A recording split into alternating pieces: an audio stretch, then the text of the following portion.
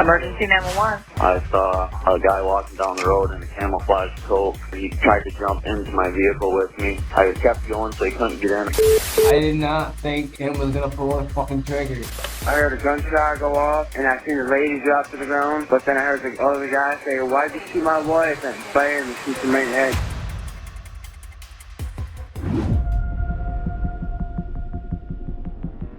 Hi, I'm sorry, I just called this number and I lost you a minute ago. Okay. I was driving down Dick Road. I got to the corner of Dick and Johnson Road.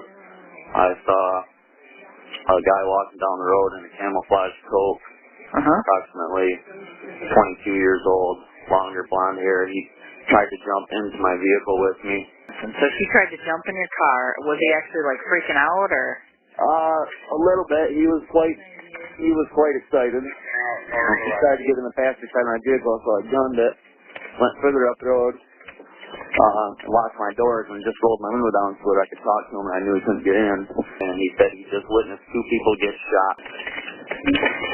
And he kept asking me, he wanted me to take him to Howard City. And I said, hell no, I'm not going to Howard City. He didn't tell you to call the police or anything? Hell no. Okay. He might be involved.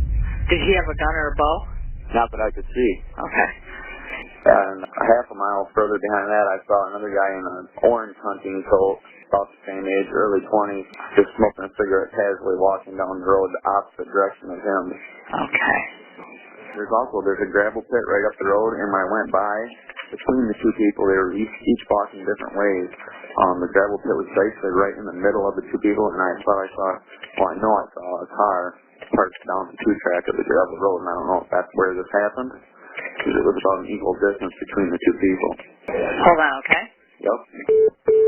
Emergency 911. I'm here on the side of the road with a guy who says he just witnessed a murder. Can I talk to this guy? Is he right there? What happened, sir? I heard a gunshot go off, and I seen the lady drop to the ground. But then I heard the other guy say, "Why'd you shoot my wife?" And bam, and shoots him right in the head. Takes up, looks at me and says, "Man, we need to go." And I just stood up, told him, "Fuck you, man. You're on your own. I had nothing to do with this." Do you know who these people are? I just met these people just today. They're giving me a ride back to Cora, where I live at. Are they gone or are they still there? People that was shot? Yes. They're dead. I know, but did they put them in the van and take off, or are they still there? Oh, no, the van's kind of stuck on the side of the hill where it's about ready to be tipped over. Hold on a second. I'm just so nervous right now. Where did the suspect go? I have no idea. This guy is seriously freaking out. And he's walking on the side of the road. And to be honest, he's really freaking us out. We just took the kids to school. The guy's standing in the middle of the road waving his arm. And he's clearly with the people who fucking shot him. He's trying to act like he don't know.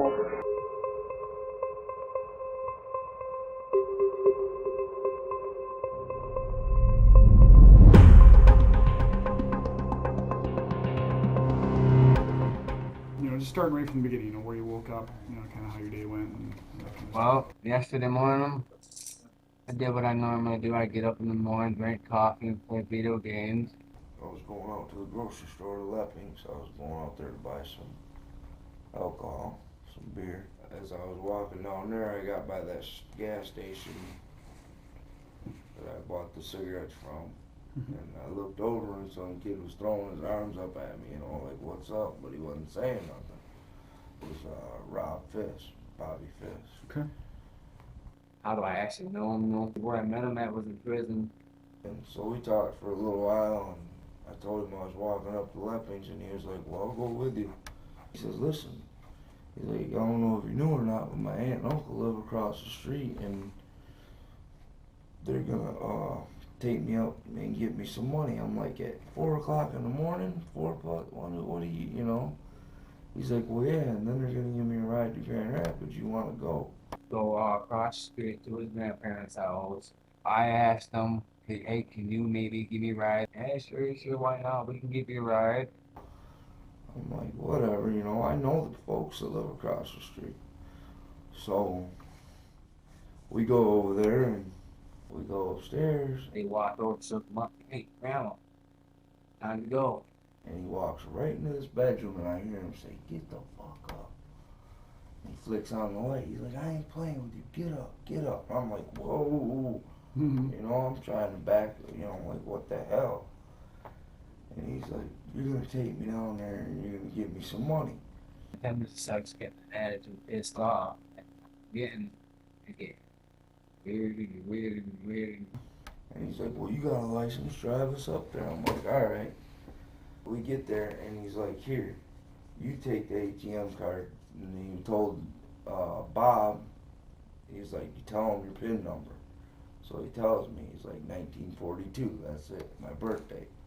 So I'm putting it in, and I'm hitting everything that they're telling me to hit. Nothing's happening. It keeps rejecting it. They give me 3 different cards. Bob in the back hands me 2 other ones. He's like, try this one, nothing. And so he's like, just drive. Just keep driving until I tell you to stop driving. And he just came unglued. I had going down the side block, I couldn't do it. So I finally said, fuck it, man. Pull the goddamn van over and let me the fuck out. So I pulled in there, and he was like, let's get out. So I got out, and as I walked around the back of the van, that's when he pointed the gun at me. They pull him, the doors swing open, the van sit right at here. And he pulled the trigger. So I ran towards him, and I smacked the gun up in the air, and Bob grabs him. And we all go down to the ground, and we're wrestling. He rips it out of Bob's hands. I got back up, I started to run towards the road. As I start running towards the road, I hear 1 shot. Boom!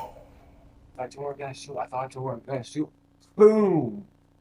And I heard 2 more shots. Boom, boom. And I heard another shot. Boom.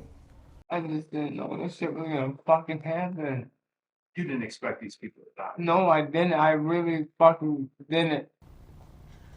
How come I couldn't grab it quick enough to stop him from shooting her? I didn't think him was gonna pull the fucking trigger. You dumbass. I really seriously, God, didn't think that. He's the shooter. Tim. He's the shooter, right? Yeah, I'll put Then it start, on a listen, fucking then start telling the truth about everything.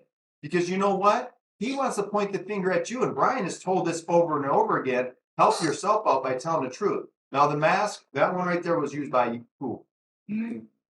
By you? What did he use? He used a camouflage mask. So I wait a couple minutes, and I hear the van start up, and he comes up, and he comes to the beginning where the road's at, and where that driveway starts, and he stops. Like tires were spinning. Okay. So apparently he was stuck.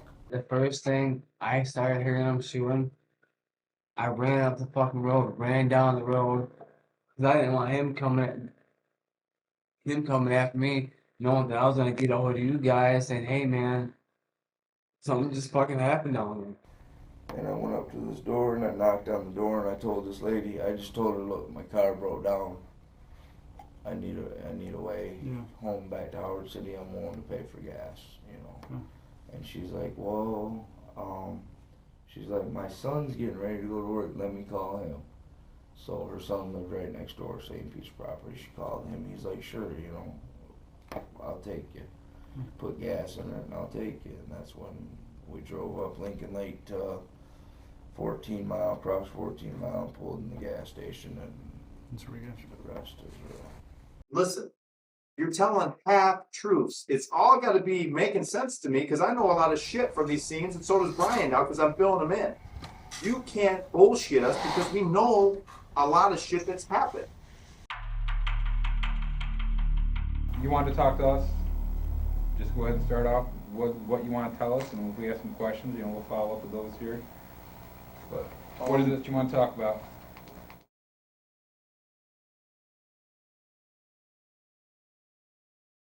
I made it up on the spot because I got nervous and I decided not to say anything about it. Tell us what happened that night. How did you decide to go over to the Bean's house?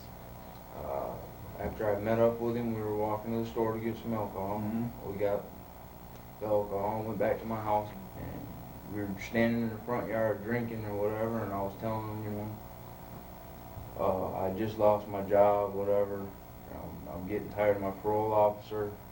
I need to, you know, do something, get some money, and get out of town. Okay. And I told him, I'm like, this house across the street, you know, they're supposed to have money or whatever, so. No money in the house, or just money? Just money, period, because of who they were. Okay. And I said, I'm gonna go in there and rob them. You know, you wanna go with me? Mm-hmm. He was like, yeah, cause well, it didn't start out as a kidnapping. Let me put it that way. It started out to be a home invasion. That's what it was supposed to be. That's what he agreed to go in there and do. You know what I'm saying? Mm-hmm. So after a couple hours, whatever, he left, went back to his uncle's house. He came back at like, I think my stepmom's statement said it was like 10:30 something when he got back there. Okay. It was probably, I'd say, a little after 11 when we went in the first time. We went in, we took the .22 rifle, the 7mm, and the purse off the table. Where are they at? The Beans, Yep. they're sleeping. We got the ATM cards. Yep. So we walked up to, The Independent Bank yeah, up there? whatever Both bank of you it did? was, right. Yeah. Did you try to use the ATM, or Yeah, he he never tried to use the Okay. ATMs. And I tried it once, I tried it twice, and the third time I put it in and ate the card. Okay. So we just left, and we walked back to my house. Right. And we were talking about it. I'm like, there was a couple more guns in the gun cabinet, you know what I mean? Okay. He was like, yeah, I want the pump, you know what I mean? I told him it was a BB gun though. It looked like it was a BB gun, whatever. I'm like, well, I'm gonna go back. He was like, I'm going with you, you know? So we went back. At this time, are you guys a little bit sober? A little bit more sober than the first No, time, or would you say just- about is equal? I'd say it was, I don't know how intoxicated he was. I can tell you I was worse off because I had got the Vicodin out of her purse.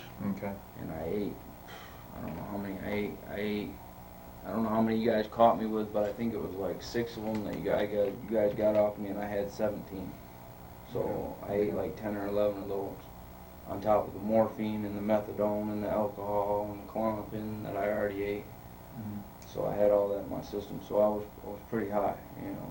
I kind of knew, like, if I don't get nothing, I'm not gonna say, I knew what I was gonna do. If I didn't find nothing in the house, I was gonna kidnap him. Did Bobby know? He's got to know you're bringing this gun with you. I mean, Well, I'm not even worried about the gun. I mean, I no boy's can't. masked up. He's got a mask on, right? He had a mask on. So he knows. We took the T-shirt and I ripped the arm off for him and gave it to him, and he put the mask on. And that was So the second time going That in. was the second time going in. Okay. So I have to say, yeah, he knew. I didn't verbally say before we went in the house that I'm going to kidnap these people. You know what I mean? I didn't say Well, he that. knows someone's getting woken up because he's got to cover his face. I mean, right? Right. And it's only common sense. And before we woke him up, I told him, stand in the doorway, we're going to wake them up, we're going to take them to the ATMs. I told them if they try anything, you know, shoot. You know, shoot. Do what you got to do. You know, I mean, I did tell him that. Yeah. So he knew at that point what was happening. So he took the gun and he stood by the bedroom door. Yep. And I went around and I woke up Mr. Bean. Okay. And I told him, don't move, you know, don't yell, don't scream, don't try to do nothing. We want the money. That's it. So she woke up, Miss Bean woke up in the process of that. And he got dressed, got his shoes and stuff on. They told me they didn't have no money in the house. They said they don't keep money in their house, but that they would be willing to take us to the ATM or whatever. So we went out, we got in the van. I drove to the ATM, to the same one that ate the card. That didn't work, obviously, because they already ate one of the cards. So he told me, he said, there's another bank on the other side of left bank. So I drove out and went to the other bank, but that one was out of order. So then we went to Sand Lake. He took the card and got out, Mr. Bean did, and walked around and tried it, and it didn't work. And so he got back in, and we drove. I didn't know where I was at. Somehow I got lost. I never knew where I was at until I got arrested. Okay. That's when I knew where I was at. When it happened, when the murders happened, I didn't know where I was at, nothing. I had tape in my pocket. I remembered I had the tape in my pocket. So we pulled into this cornfield, and I told him, I said, just get out and start walking. And Mr. Bean told me, no, I'm not getting out. I'm like, just get out of the van and walk into the cornfield. That's all you got to do. I just want him out of the van so I can take off. Yep. You know. He wouldn't get out of the van. He refused to get out of the van. At this point, we start arguing. Bobby tells me, just let's leave them and get out of here. But he says my name. He says, Tim, let's just walk. Let's go. Let's leave them their van. Let's go. Mm-hmm. I mean, he said my name. You know what I mean? Mm-hmm. And now they know who I am. And Mr. Bean looked at me and he was like, he called me Timmy. He was like, Timmy? Like that, you know? And at that point, I made the decision that I couldn't, you know, go to jail for kidnapping and armed robbery and whatever else. So we got there to the gravel pit and I got out. And Bobby, he was like, Tim, what are we doing? What are we doing? I'm like, dude, you know, I didn't say anything, but I'm thinking to myself, like, you're saying my name. So I lit a cigarette, I took the gun from him, and I shot her. And where'd you shoot her? In the face. Mr. Bean turned around and he said, you just shot my wife, or you just killed my wife, that's what he said. And he ran towards me, and he grabbed the gun, and I swung around like this with my weight, and he fell. But he still had the butt of the gun. We wrestled for the gun for a minute, and I got it from him. And I backed up, like, I don't know how many steps. I backed up a little ways, and he stood up off the ground, and I shot him. What, I mean, your motivation, I guess, for this is because you're the one that, you know, killed them both, but, I mean, your lawyer explained what you pled to today, the felony murder, right? Right. I mean, basically, in the course of the commission of this other felony, the home invasion or the robbery, Right. they're both killed. It doesn't matter, really, like we said before, who pulls the trigger. You're Right. both just as culpable for the crime. So, I mean, even with giving us this information, it doesn't mean Bobby will walk away from a felony murder conviction. You understand that? Right, but it was the first degree premeditated murder. That would give him natural life without the possibility of parole. You know what I mean? So, I mean, your thing is basically, hey, you know what? He didn't pull the trigger. He knew it was going to go down. Right. But, you know, if he can get an out date somehow later on, then that's why. Okay.